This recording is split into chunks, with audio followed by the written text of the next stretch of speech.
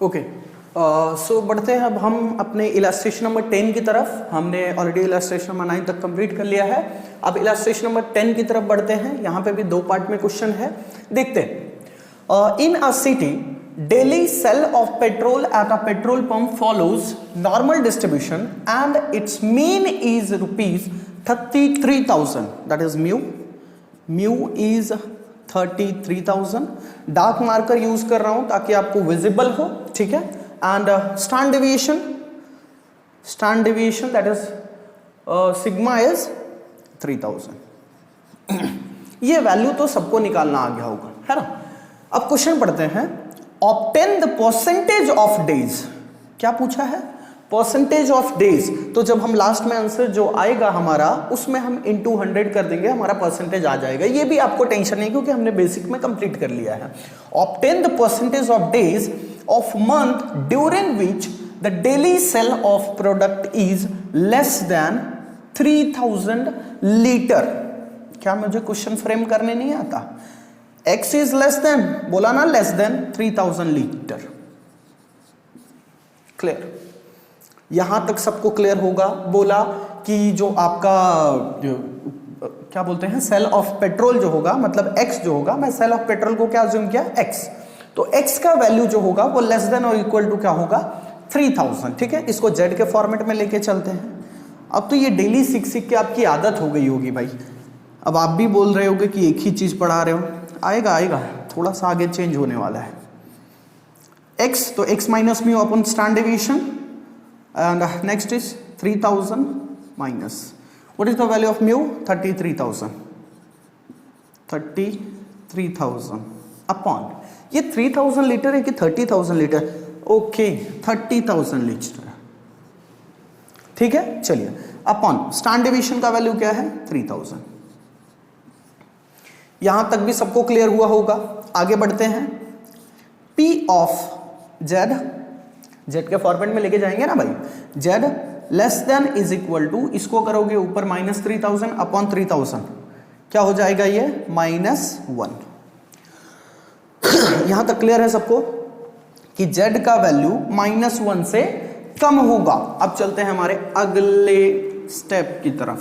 ये बना दिया हमने, ये है हमारा 0। जो नंबर दिखेगा हम उस पर ध्यान देंगे। क्या दिख रहा है, -1।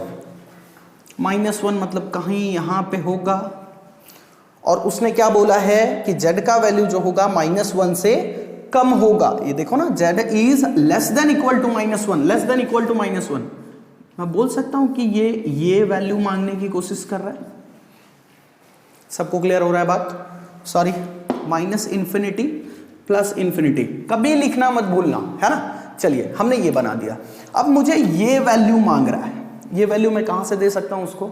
इसका तो 0 से कोई रिस्पेक्ट है नहीं, तो मैं क्या कर सकता हूं, टोटल में से ये वैल्यू हटा दूं तो ये वैल्यू आ जाएगा। अब इसी को हम नोटेशन में लिखेंगे। किस तरीके से लिखेंगे? हम लिखेंगे P ऑफ माइनस इंफिनिटी। यहां लिख लेता हूं मैं यहां लिख लेता हूं ताकि आपको यहां पे क्लैरिटी होता रहे। P of minus infinity less than, infinity के साथ हम इक्वल टू नहीं लगाते हैं, less than Z less than is equal to 0। और इसी में से हम क्या माइनस करने वाले हैं, इस वैल्यू को। तो लिखेंगे P of -1 less than is equal to Z less than is equal to 0। सबको वैल्यूज क्लियर हो रहे होंगे। यहां मैं लिखूंगा 0.5 माइनस, ये 0 और 1 में हम चेक करेंगे टेबल में जाके। तो टेबल में जाके चेक करोगे तो आपका वैल्यू आएगा 0.3419, 0.3419। सही चल रहा है अभी तक? माइनस करोगे आ जाएगा 0.1587, 1587। पहुंच गए हम अपने वैल्यू की तरफ। ये जो एरिया का वैल्यू है वो है 1587। ये टोटल 0.5 होता है। इस एरिया में से इस एरिया को निकाला तो ये एरिया आया। अब ये एरिया आया, कितना आया है, 0.1587। अब 0.1587 डायरेक्टली हमारा आंसर हो सकता था, लेकिन इसने बोला था कि परसेंटेज में बताना भाई। तो परसेंटेज में बताना, तो क्या तुम बहुत मुझे डराने की कोशिश मत करो, क्योंकि हर चीज का कॉन्सेप्ट मेरे पास क्लियर है। परसेंटेज में बोलोगे तो इंटू 100 कर दूंगा, क्या आ जाएगा, 15.87 0.87%। डन। ये था पहला पॉइंट। अब दूसरे पॉइंट को समझेंगे, दूसरी चीज को समझेंगे, जो दूसरा पार्ट है इस क्वेश्चन का उसको समझेंगे, है ना। चलिए आ गए हम अपने दूसरे पार्ट की तरफ। इलस्ट्रेशन नंबर 10 में ही दूसरा पार्ट क्वेश्चन था। During the month of May how many days, यहां पे क्या पूछ रहा है, हाउ मेनी डेज। पिछले क्वेश्चन में था हाउ मच परसेंट, इसमें है हाउ मेनी डेज। तो हाउ मेनी डेज बोला तो डेज से मल्टीप्लाई कर दूंगा, डरना नहीं है। How many days are expected so that the sale of petrol is between 32,000 litre and 35,000 litre. तुमने तो मुझे पूरा नोटेशन दे दिया, लिख देता हूं। P of 32,000 less than is equal to x less than is equal to 35,000।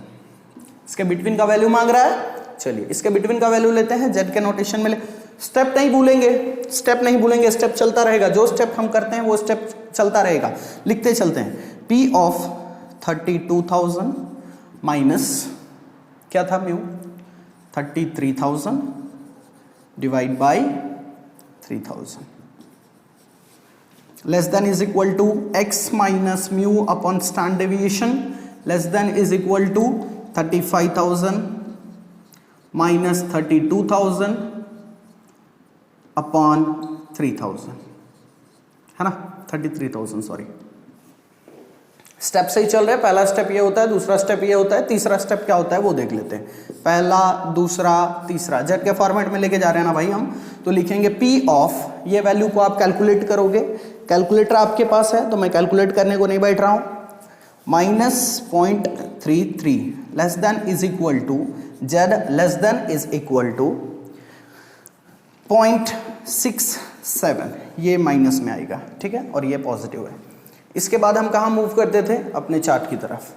चलिए चलते हैं हम अपने कर्व की तरफ। आ गए हम अपने कर्व की तरफ। जो चीज़ नहीं भूलना है वो चीज़ को नहीं भूलेंगे, है ना।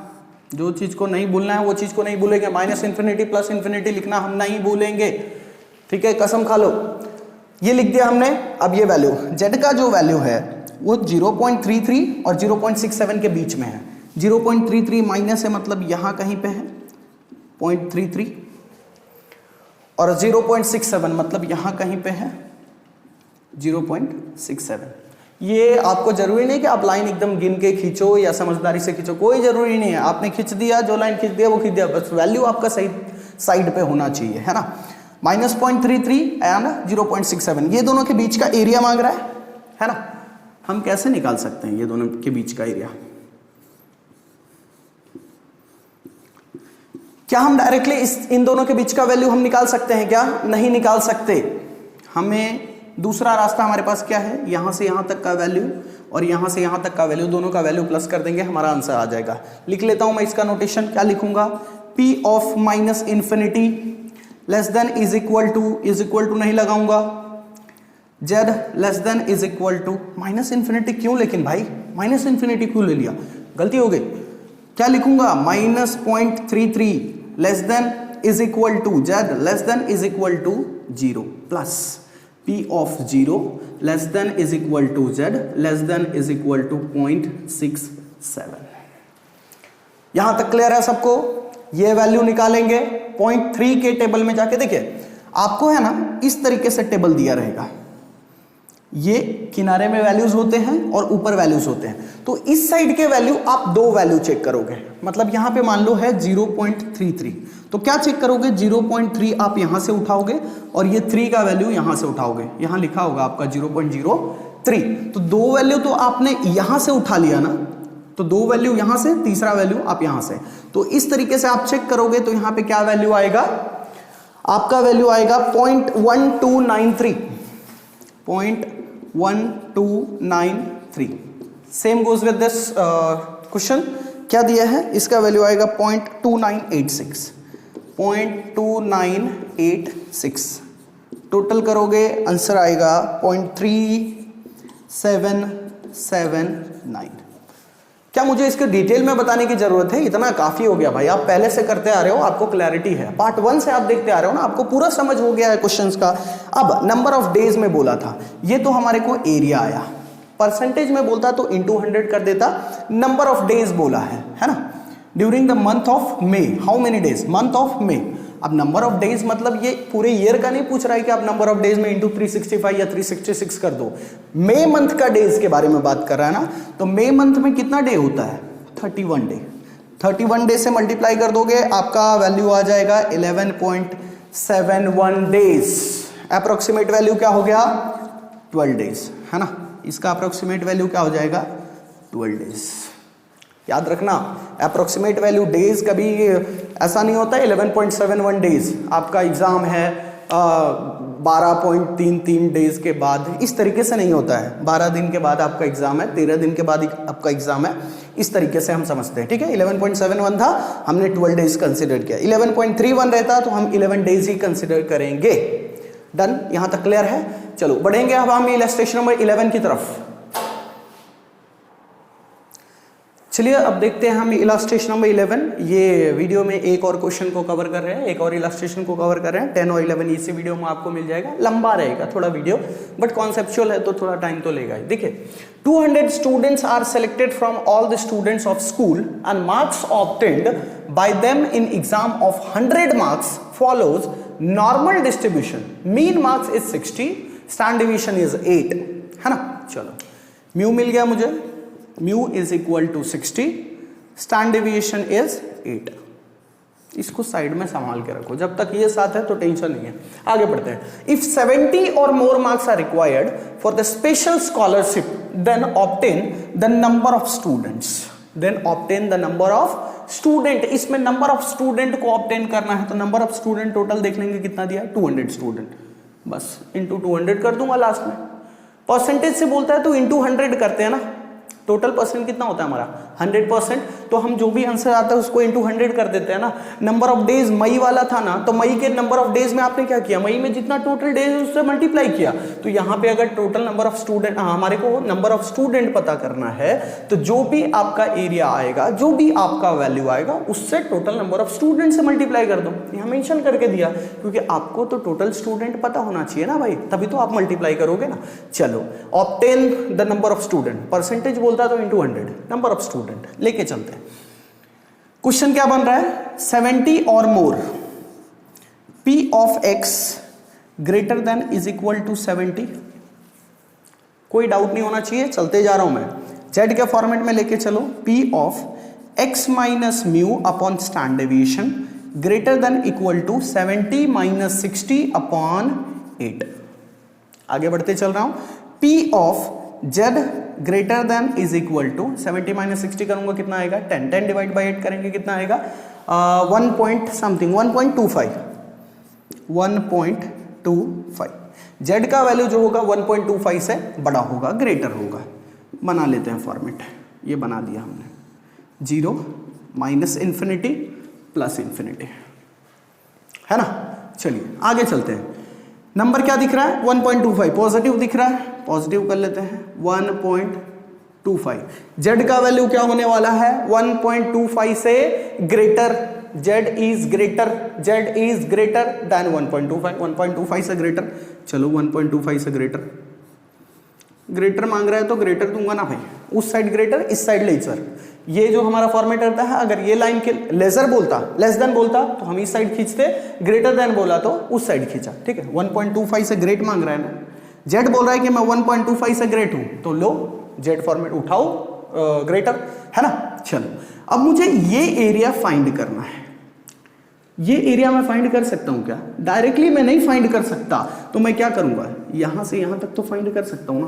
तो ये एरिया में से मैं ये एरिया माइनस कर दूंगा, क्योंकि 0 के रिस्पेक्ट में है तो ये सबसे बड़ा ज्यादा है, क्योंकि ये आ सकता है वैल्यू। तो मैं बोल रहा हूं, इसको नोटेशन लिखते हैं, P of 0 less than is equal to Z less than infinity minus P of 0 less than is equal to Z less than is equal to 1.25।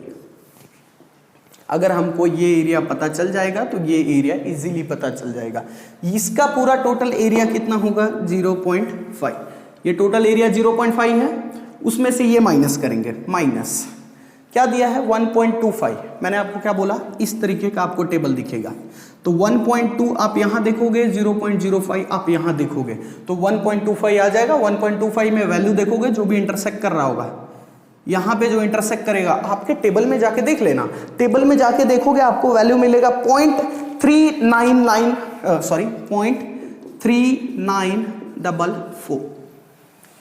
Minus करोगे आंसर आएगा 0.1056।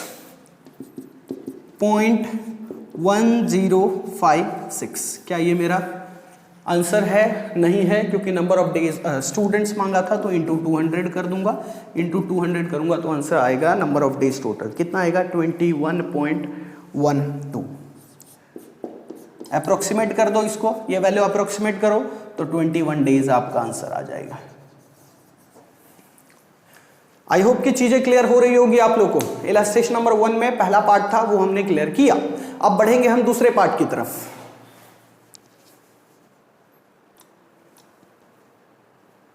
चलिए सेकेंड पार्ट देख लेते हैं कि obtain the minimum marks of 10% of the student getting maximum marks.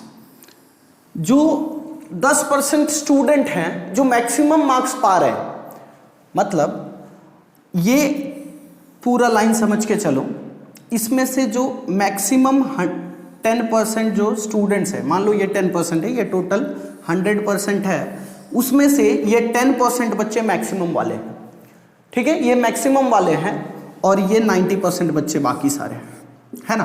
तो बोल रहा है कि मिनिमम मार्क्स पता करो इसका। मिनिमम मार्क्स मतलब ये लाइन पता करने बोल रहा है। अरे भाई 10% मैक्सिमम वाले ये हैं पूरे, उनका मिनिमम मतलब ये पता करने बोल रहा है ना, यही लाइन आपको पता करने बोला है। तो कैसे पता करेंगे? चलिए हम इसी को ग्राफ में समझते हैं।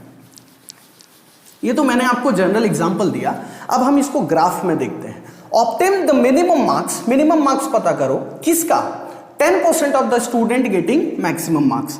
वो 10% बच्चे जो मैक्सिमम मार्क्स पा रहे हैं, 10% बच्चे, मान लो ये है 10%, ये टोटल 90% हो गया। ये बाकी के 10% जो सबसे ज्यादा मार्क्स पा रहे हैं, उनका मेरे को मिनिमम मार्क्स प्रोवाइड करो, है ना, यही तो बोल रहा है ना।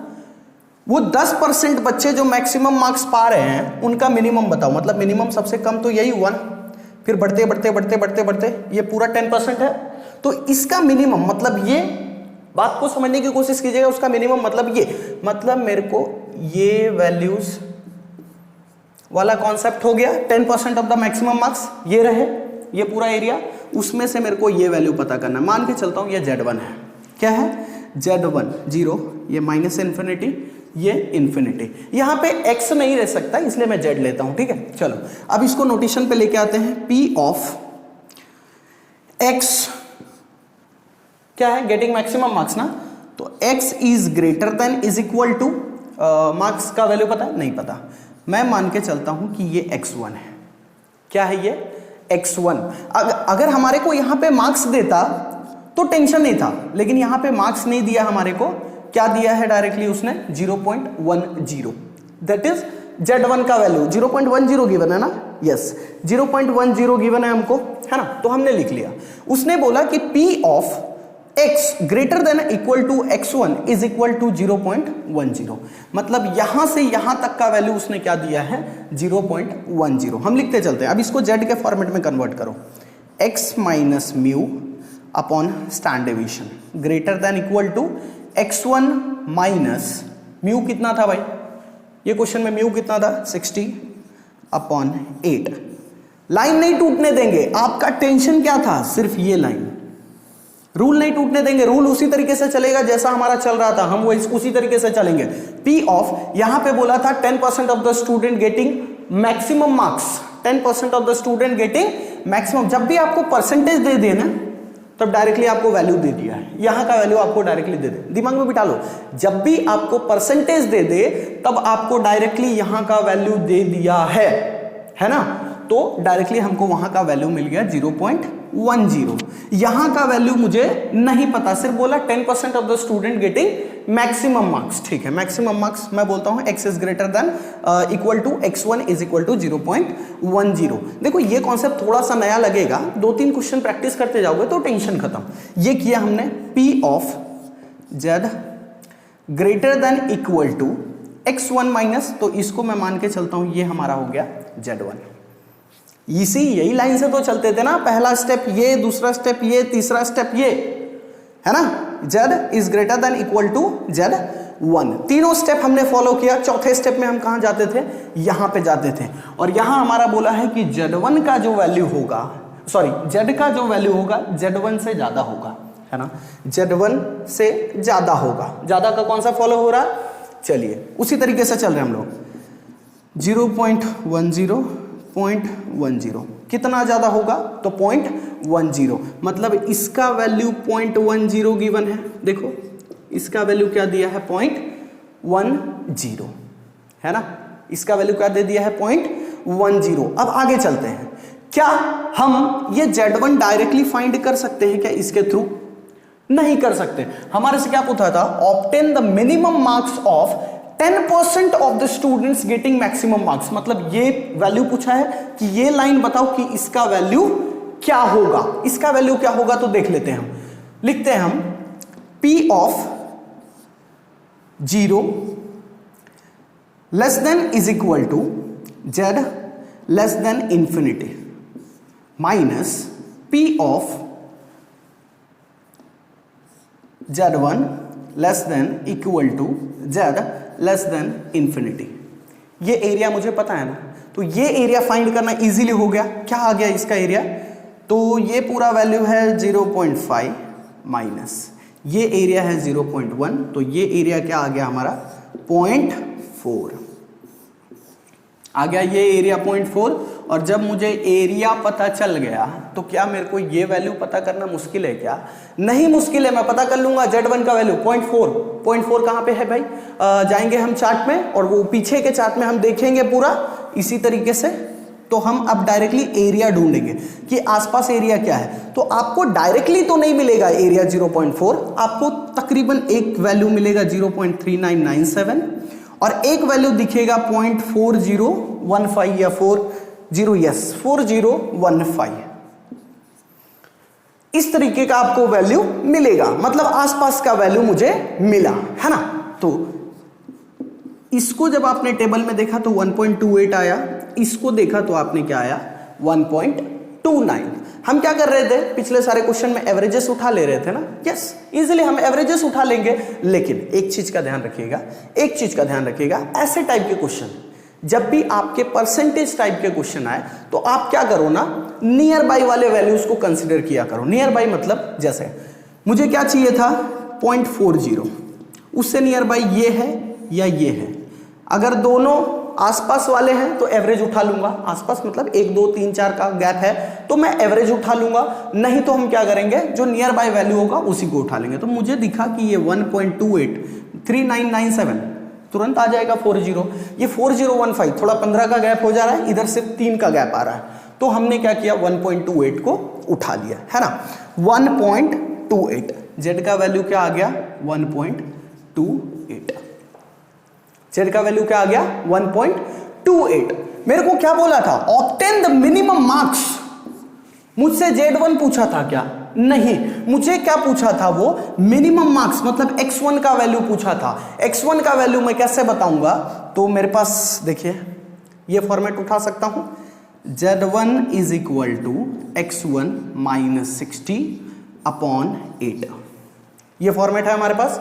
Z1 तो हमको मिल गया तो x1 आ जाएगा ना इजीली, तो Z1 का वैल्यू लिखो। Z1 का वैल्यू क्या है 1.28 is equal to x1 minus 60/8। इसको सॉल्यूशन करते करते चलो, ये इधर आएगा मल्टीप्लाई हो जाएगा, तो क्या लिखेंगे हम 1.28 into 8 plus 60 is equal to x1। इसको सॉल्यूशन करोगे तो आपका क्या आंसर आने वाला है, इसको सॉल्व करोगे तो आपका आंसर आएगा 72 पॉइंट समथिंग आएगा, 72 पॉइंट समथिंग आएगा वैल्यू, तो आपका आंसर 72 ही हो जाएगा। x1 का वैल्यू क्या हो जाएगा 72। याद रखना जब भी परसेंटेज वाला कॉन्सेप्ट आएगा थोड़ा सा कंफ्यूज होगे, अगले क्वेश्चन में मैं पूरा क्लैरिटी कर देता हूं। अगला जो क्वेश्चन हम करेंगे ना, इलस्ट्रेशन नंबर 12 करेंगे ना, उसमें पूरा क्लियर कर देंगे क्योंकि इसी के बेस पे है पूरा। है ना। चलिए इसको नोट डाउन कर लीजिएगा, इसको अच्छे से रिवाइज करने की जरूरत है क्योंकि परेशान ज्यादा करेगा अगर आपको अच्छे से क्लैरिटी नहीं मिलेगा इस पे तो।